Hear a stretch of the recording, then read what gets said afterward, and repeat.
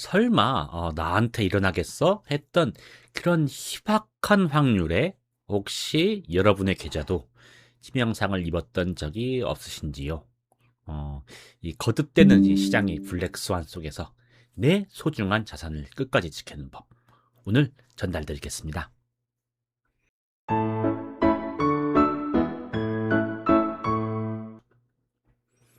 워런 버핏은 버크셔 해서웨이의 후계자 조건으로 이런 말을 했던 적이 있습니다. 제 워딩 그대로 읽어볼게요. 장기적으로 시장은 이상하고 심지어 기괴한 행태까지 드러냅니다. 큰 실수 한 번으로 장기간 쌓아 올린 성공을 날려버릴 수도 있습니다. 따라서 유례 없는 위험까지도 인지해서 피하는 유전적 감각을 갖춘 사람이 필요합니다. 왜 버핏은 후계자의 조건으로 유례 없는 위험을 인지하는, 위험을 피하는 능력을 뽑았을까요? 여러분, 1%의 확률이라고 얘기를 해볼게요. 1%의 확률이 있어. 그러면 요거에 대해서 신경 쓰고 이거에 대한 대비책을 마련해 두시나요? 저도 그거 뭐 그렇게 발생하지 않겠지라고 이제 미뤘던, 신경 쓰지 않았던 적이 많았습니다. 그런데요, 이 1%의 확률이라는 것도 1년으로 치면은 3번 발생하게 됩니다. 뭐 실제로도 그렇죠. 뭐 멀리 볼 것도 없습니다. 2006년 한 해, 뭐 일주일에 서킷 2번, 그리고 연속 2연속 서킷 6개월도 안 되는 사이에 코스피가 9천까지 간 것. 이런 것들 보면 다 생각하지 않았던 유례없는 사건들입니다. 이런 일들이 발생했을 때 여러분들은 본인의 계좌를 안전하게 지키셨는지요? 확률이 낮다고 준비를 안 해두면 크나큰 재앙이 발생할 수가 있습니다. 이런 유례없는 사건, 블랙스완에 대해서 대비하는 법, 이것에 대해서 오늘 영상을 준비했습니다. 사실 저도 올해 그 블랙스완에 된통 당했습니다. 예. 저는 원래 이제 코스피가 5천 가는 건 택도 없다 이렇게 생각했던 사람이거든요. 그래서 인버스 포지션을 잡을 때도 제 나름으로는 객관적으로 그리고 철저하게 계산을 해서 잡았습니다. 코스피 4,500을 마지노선으로 잡고 총 1억 5천까지 투입한다고 계산하니까 지수가 1% 올라갈 때 금액이 나오더라고요. 그 금액을 정해서 1%올 때마다 물타기 하는 방식으로 매수를 냈습니다. 만약 누군가 저에게 왜 하필 4,500을 고점으로 봤어요? 그 금액을 기준으로 어떻게 계산했어요? 라고 물어보면 저는 그때 이렇게 얘기했을 겁니다. 역사상 이제 코스피가 오를 때 뭐 사이클상 고점이 있다고 하더라도 저번이 3,300이었으니까는 높게 잡아서 보수적으로 잡아도 이 정도면 충분합니다. 라고 얘기했을 거예요. 하지만 역시 블랙스완이 무섭게도 이 주식시장에서는 과거에 없었던 일이 자주자주 일어납니다. 결국 저는 제 쉽게 생각한 것 때문에 시장에게 핵펀치를 맞았죠. 그래서 한 3천만 원 이상, 5천만 원, 7천만 원까지도 손실을 볼 수 있는 상황에 처해 있습니다. 어떻게 하면 이런 실수를 다음부터 반복하지 않을까요? 복기를 해봤더니 제가 실수했던 이유를 두 가지로만 생각해 봤습니다. 첫 번째로는 자기 과신. 그 과거 데이터를 바탕으로 분석했다고 저 자신은 믿었지만 사실상 그게 매우 허랑했던 거죠. 그리고 두 번째로는 인간 인지 능력의 한계입니다. 퀴즈 하나를 드리겠습니다. 요 퀴즈는 블랙스완, 나심 탈레브의 블랙스완에 들어있는 똑같은 퀴즈입니다. 질문은 다음 질문에 대해서 오차 범위 98%, 즉 본인의 대답이 틀릴 확률이 2% 이하가 되도록 범위를 설정해서 대답을 해주시면 됩니다. 자, 첫 번째 질문 갈게요. 러시아 예카테니아 2세라는 여왕이 있었다고 하네요. 요 여왕의 연인의 수는 몇 명일까요? 입니다. 5초. 1, 2, 3, 4, 5. 범위를 생각하시고요. 정답은 12명이었습니다. 두 번째 문제 가볼게요. 움베르토 에코라는 작가가 있었대요. 그 작가가 책이 많은데 그 사람이 서재에는 책이 몇 권이 있었을까요? 98% 확률로 맞게 범위를 설정해 주세요. 하나, 둘, 셋, 넷, 다섯. 답은 3만 권입니다. 여러분 머릿속에서 생각했던 그 범위 내에 이것이 들어왔나요? 저도 해봤는데 저도 틀렸어요. 이게 범위가 98% 확률이기 때문에 충분히 내가 범위를 넓게 잡았다고 생각했는데 그래도 안 맞더라고요. 요거에 대해서 나심 탈레브는 이렇게 얘기했습니다. 인식론적 오만. 실현될 수 있는 불확실성한 상황이 범위를 줄임으로써 불확실성을 과소평가한다. 자, 모두 다 자기 자신은 다 좋아하고 자기 자신을 높게 평가하기 때문에 자신이 모르는 영역을 좁게 좁게 생각한다는 것입니다.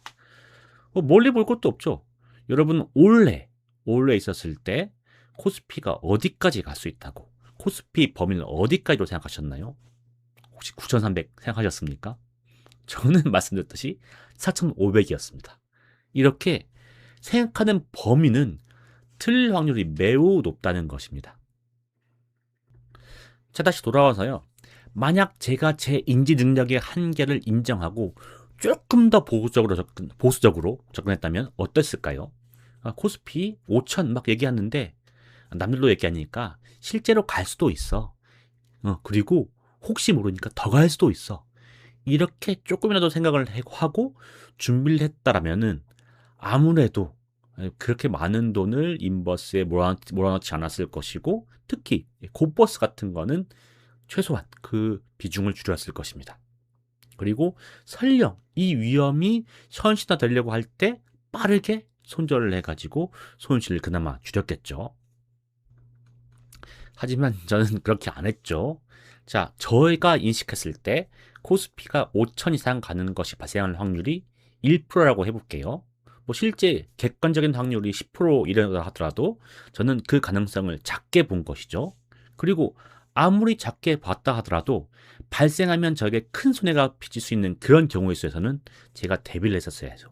근데 그럴 확률 되게 희박하니까 그럴 일이 벌어지지 않겠지라고 무시하고 그에 대한 대비를 등한시했습니다. 그리고 그 대가는 수천만 원이 교육비로 나가게 된 것입니다.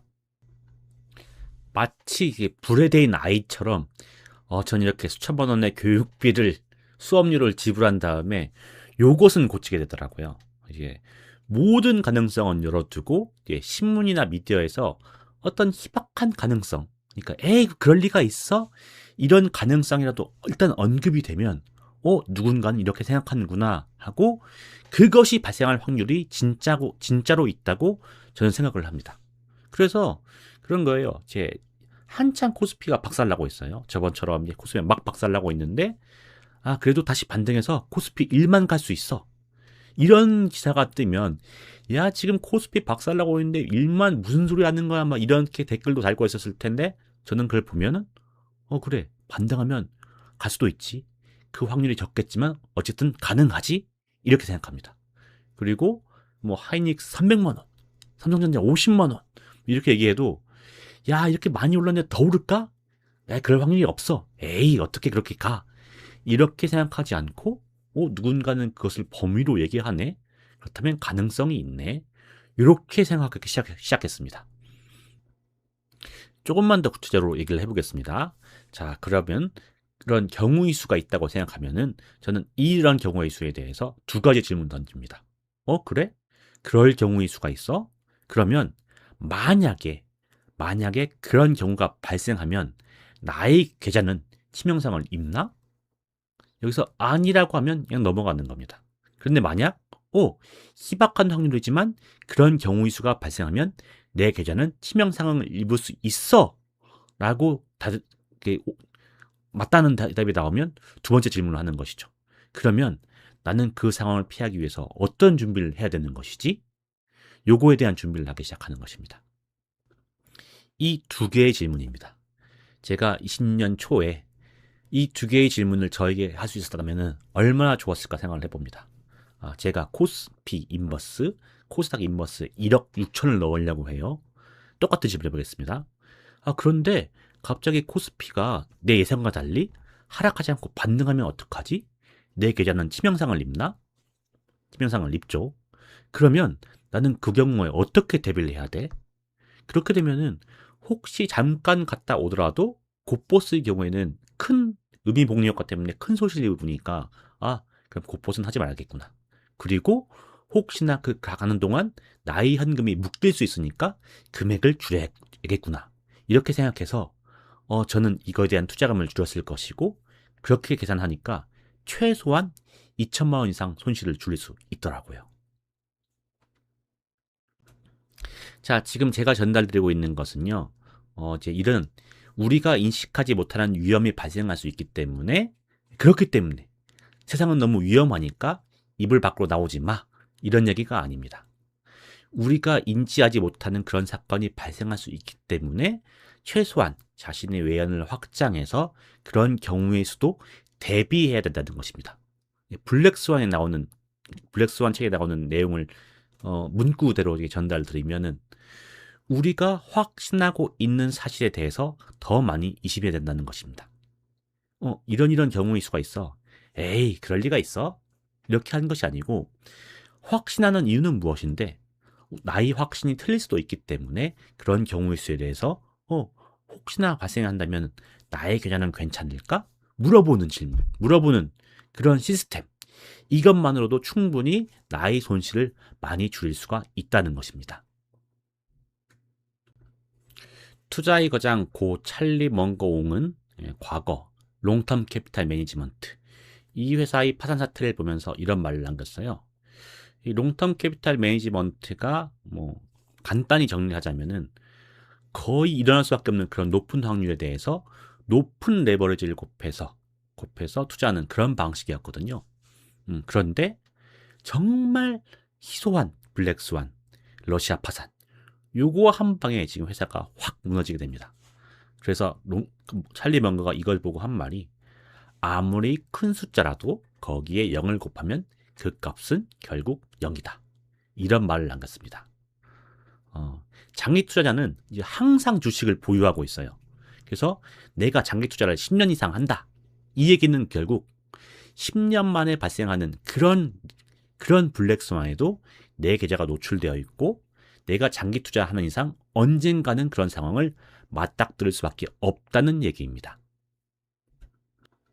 그런데 말 그대로 10년 넘게 10년, 20년 투자를 잘 해왔다가 단 한 번의 블랙스완으로 내 계좌에 0이 곱해지면서 내 계좌가 0이 돼버리면 아니면 회복할 수 없는 손실을 입어버리면 그동안의 노력은 아무런 소용이 없는 것이지 않습니까? 여기서 제가 서두에서 말씀드렸던 워렌 버핏의 얘기를 다시 한번 읽어볼게요. 지금 들으시면 훨씬 더 와닿으실 겁니다. 시장은 이상하고 심지어 기괴한 행태까지 드러냅니다. 큰 실수 한 번으로 장기간 쌓아 올린 성공을 날려버릴 수도 있습니다. 따라서 유례없는 위험까지 인지해서 피하는 유전적 감각을 갖춘 사람이 필요합니다. 이렇듯 아무리 낮은 확률이라도 자신의 계좌를 0으로 만드는 그런 경우에 노출되어서는 절대 안 됩니다. 내가 만든 내 생각의 틀에 갇히지 말고 항상 열린 마음으로 이런 희소한 가능성, 블랙스완의 가능성에 열어두고 이런 가능성에 대해서로부터 자신의 계좌를 지켰으면 하는 그런 바람입니다. 오늘의 영상은 여기까지고요. 다음번에 더 좋은 영상으로 인사드리도록 하겠습니다. 그러면은 도움이 되셨다면 구독과 좋아요를 부탁드리면서 이번 영상 마치도록 하겠습니다. 시청해주셔서 감사합니다.